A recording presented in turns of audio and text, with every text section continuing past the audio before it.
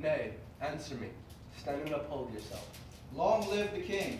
Bernardo, He. you come most carefully upon your hour. 'Tis now 12. Get thee to bed, Francisco.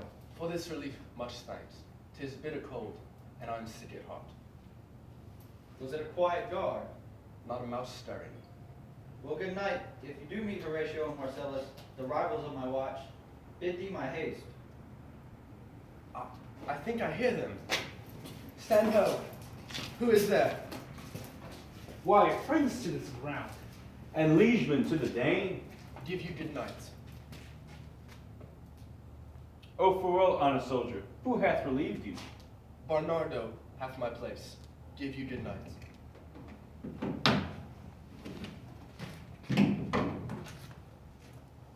Hola, Bernardo. Say, what is Horatio here? A piece of him. Welcome, Horatio. Welcome, good Marcellus. What, has this thing appeared again tonight? I have seen nothing. Horatio says 'tis but our fantasy, and will not let belief take hold of him. Touching this dreaded sight twice of us, therefore I have entreated him all along, with us to watch the minutes of the night, that if again this apparition come, he may approve our eyes and speak to it. Tush, tush, 'twill not appear. Sit down a while, and let us once again assail your ear, that was so fortified against our story, what we have 2 nights ago. Well, sit we down, and let us hear Bernardo speak of this. Last night of all, when yon same star that's westward from the pole had made his course to illumine that part of heaven, where it now burns, Marcellus and myself, the bell then beating one. Oh, peace, break thee up. Look where it come again. In the same figure like a king that's dead. Thou art a scholar. Speak to it, Horatio. Look, he not like the king? Make it, Horatio. Must it heralds me with fear and wonder. It would be spoke too. What art that thou insert this time of night, together with that fair and warlike form, in which majesty of very Denmark, this sudden time of March, by heaven I charge thee, speak! It is offended. See, it stalks away. Say, speak, speak! I charge thee, speak! 'Tis gone, and will not answer. How now, Horatio? You tremble and look pale. Is not this something more than fantasy? What think you on it? For my God, I might not disbelieve without the sensible and truth about of mine own eyes.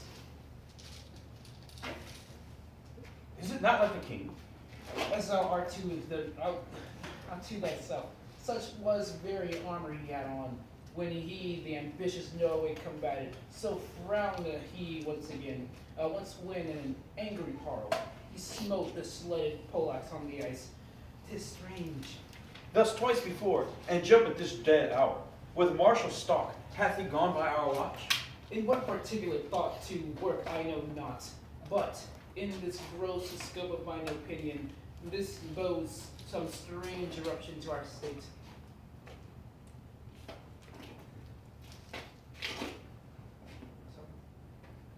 Good now, sit down, and tell me, he hath that knows why this same strict and most observant watch so nightly toils the subject of the land, and why such daily cast of brazen cannon and foreign marked for implements of war, why such empress of shipwrights whose sore task does not divide the Sunday from the week. What might be toward that this sweaty haste doth make the night joint labor with the day? Who is it that can form me? That can I. At least the whisper goes so.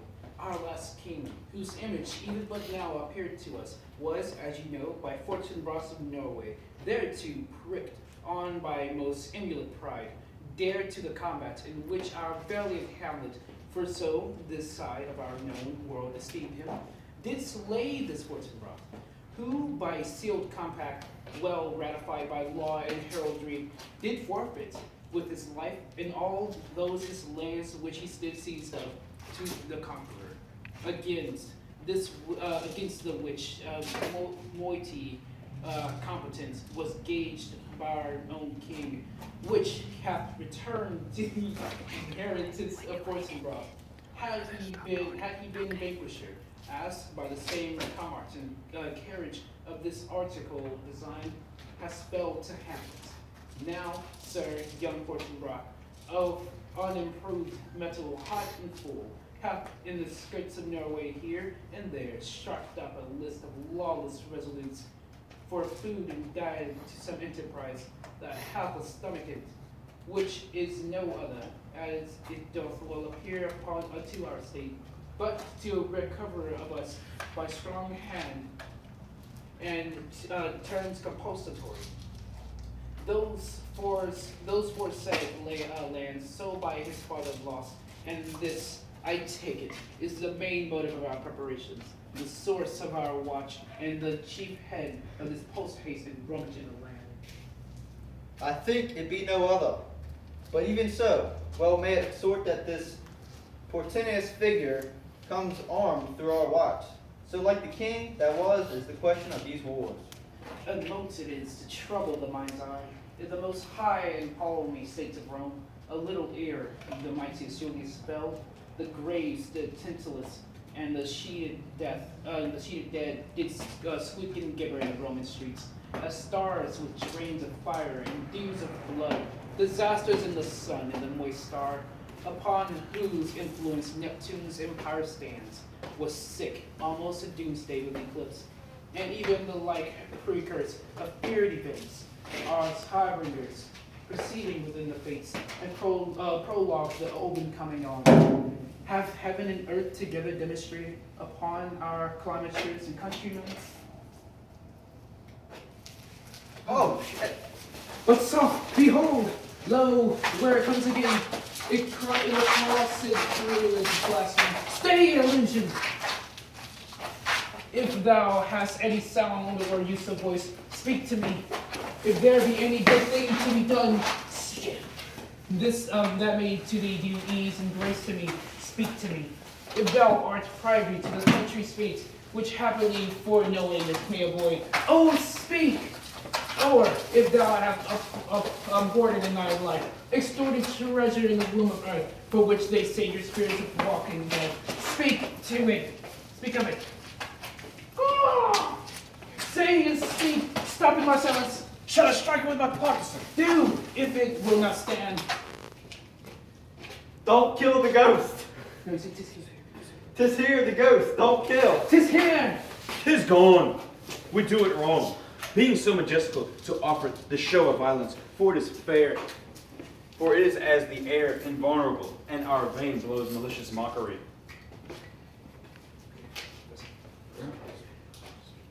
It was about to speak when the cock came through. And then, if it started like a guilty thing, upon a fearful summons, I have heard the cock. That is the trumpet to God damn it. The trumpet to the norm. Doth with his lofty and shrill sounding throat awake the good of day, and at his warning word and sea of fire, in earth or air, and extravagant and airy spirit here to his confine, and of the truth herein, this present object made probation. It faded on the crowing of the cock. Some say that ever against that season comes wherein our Savior's birth is celebrated. The bird of dawning singeth all night long. And then they say no spirit dare stir abroad. The nights are wholesome. They and no planets at strike. No fairy takes, nor witch hath power to charm. So hallowed and so gracious is that time. So have I learned and do in part believe it. But look, the morn is russet metal clad, walks over the dew of yon high eastward hill. Break we our watch up, and by my advice, let us impart what we have seen tonight to young Hamlet. For upon my life, this spirit, dumb to us, will speak to him. Do you consent we shall acquaint him with it, and as needed in our loves, fitting our duty? Let's do it. I pray, and I this morning know where we shall find him most convenient.